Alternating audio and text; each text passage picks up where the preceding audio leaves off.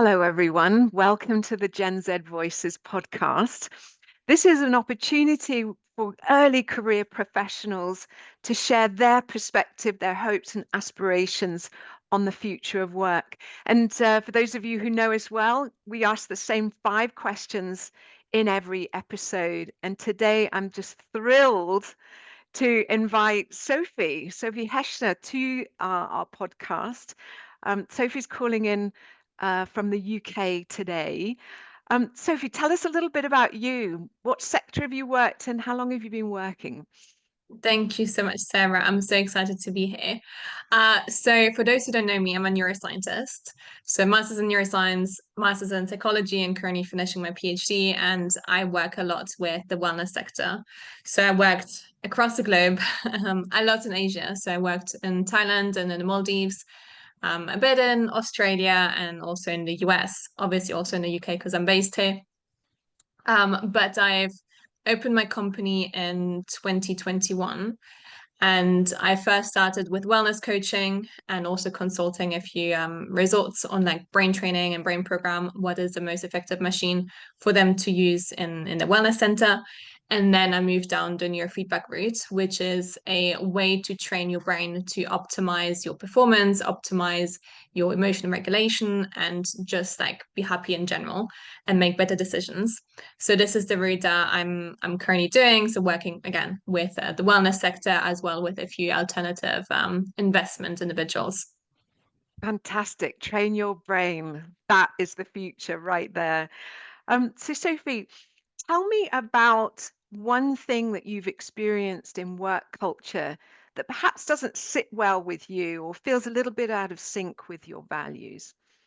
Mm. I think these days we're almost expected to be switched on all the time. We have WhatsApp, we have emails, we're on our phone, and the phone always sits next to us. So it's almost like the expectation of like you have to reply to emails at 11 p.m., 6 a.m., whenever you wake up. I don't mind doing like, meetings in the morning, like 7 a.m. with like different time zones in Australia.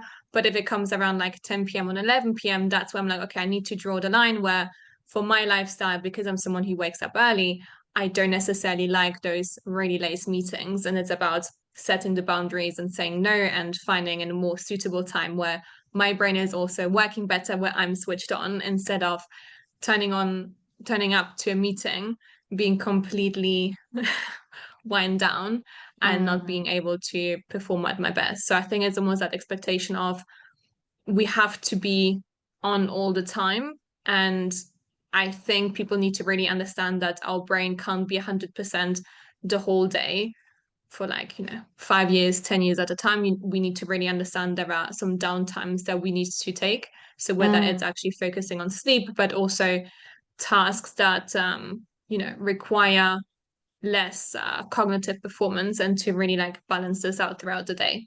Mm. Mm. It's fascinating. And your research obviously is deep in this specific area. Um, if you think about one thing that you could change in terms of how companies work, so one thing that you could change from scratch, it could be hierarchy, it could be meetings, it could be onboarding, one process or thing that you could change in companies and how they operate, what would you change and why? I would love to change the fact that people need to really understand what they're really good at, and for those leaders to really tune in to those specific skills. So if we think about school or A levels, we are kind of taught that we need to excel at everything, maths, physics, chemistry, languages.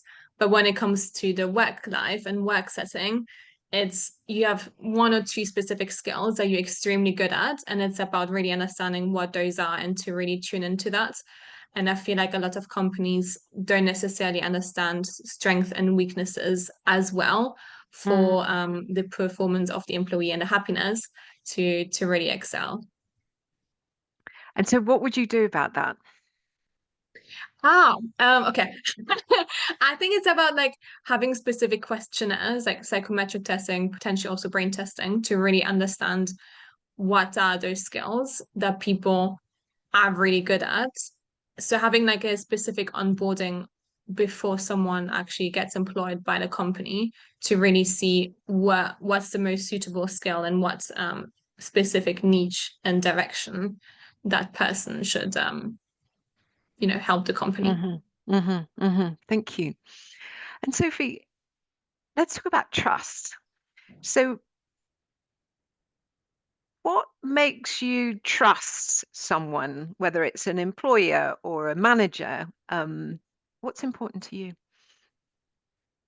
For me, it's really the social connection. And trust is about something that you see over the long term. It's you will not tell. So in psychology, we have like three personas. It's like the persona that you show to everyone, people that are close to you, and then also the things that you don't really share with people. So kind of like your secret self. And those kind of secrets you wouldn't tell someone the first time you're meeting them, especially an employer.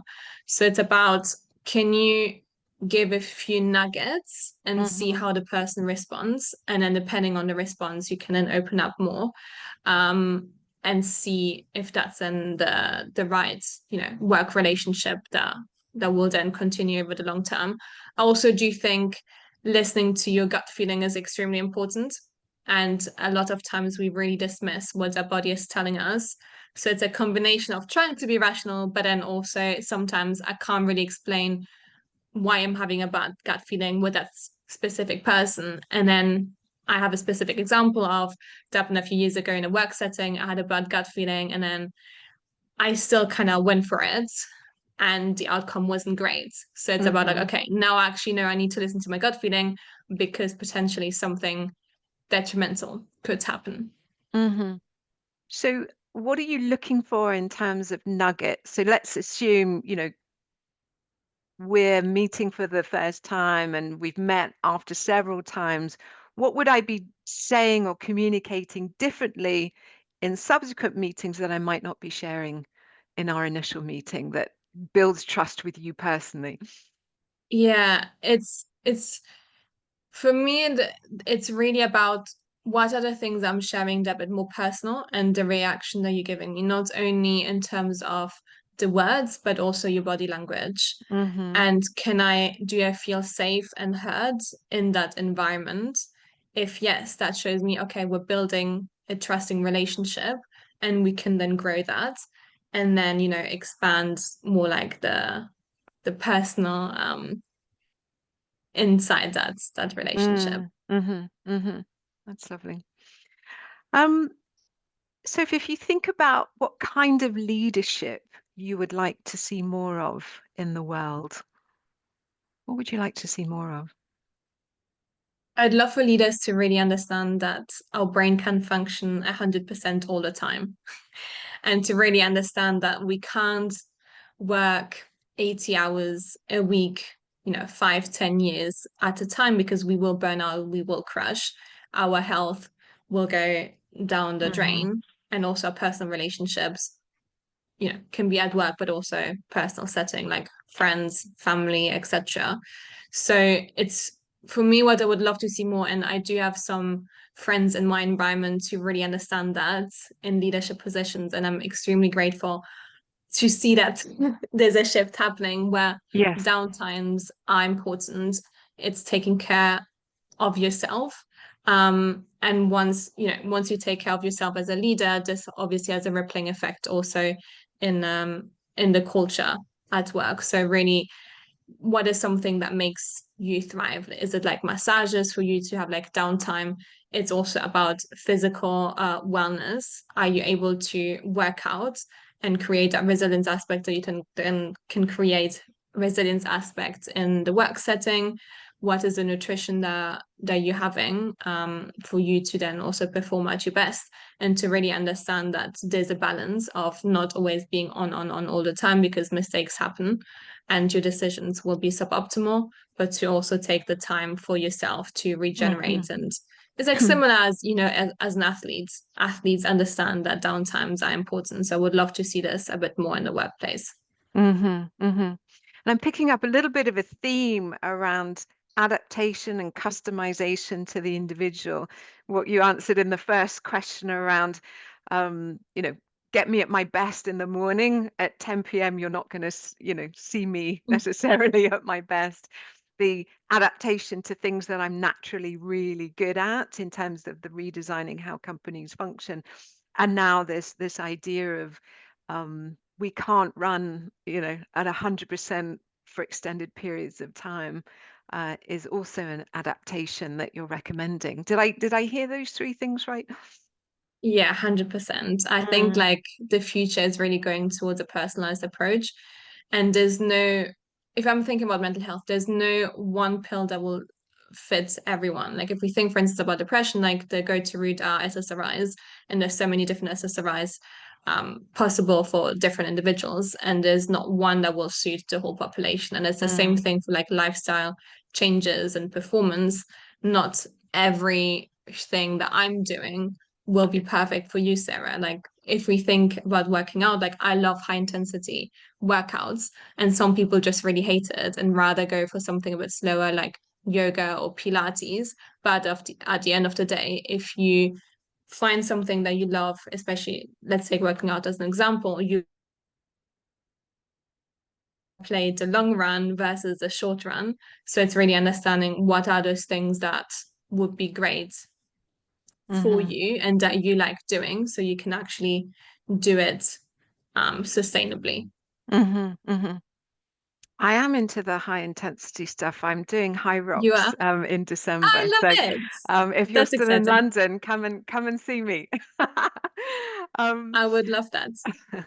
so final question. What ways do you think companies should invest in a person's growth, in your growth? Yeah, I think again, it comes to the personalization Mm, and what is important for each individual. So I really believe in like long-term relationships, and for you to have that long-term relationship and for you to also retain that employee for a long period of time, you need to invest in them in a personal way, like understand what is a trajectory that they want to be on and where do they see themselves like 5 or 10 years, and how can you support them. And obviously you want to retain them in a company, so how can you do that to like help them grow to that extent where they want to go, and then also support them in a personal level. So I do think that mental health is extremely important. So for employees and companies to invest in the mental health aspects, in helping employees understand what is a neuroscience candidate. I mean, I'm very biased. mm, So I do believe that by understanding neuroscience and having those coaching approach together, you can really help someone to not only understand the metrics and data, but having that personalized approach with the coach and really getting into that more personal level and to help them thrive. mm-hmm, mm-hmm. That's amazing. Not something typically a lot of companies spend a lot of time on. And I know that I work with leaders who are really struggling with the high incidence of mental health concerns that some of our earlier career professionals are facing. I think you've given us some great tips for how to think about that more broadly. Sophie, thank you. Is there anything else that you'd like to share before we close today? Yes, because what you mentioned, it's you can see the shift and the trend where mental health is just really declining.